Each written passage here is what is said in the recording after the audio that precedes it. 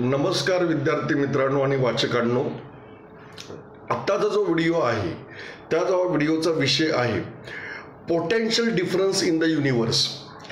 Sun and moon collectively creates the potential difference in the solar system.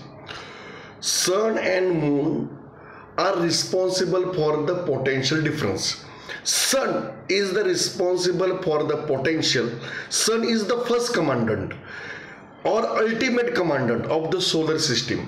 So sun creates the positive potential and moon creates the negative potential. आणि हे संपूर्ण life जे आहे it has a strong electrical relationship aspect with the electrical engineer. म्हणजे universe has a strong relation.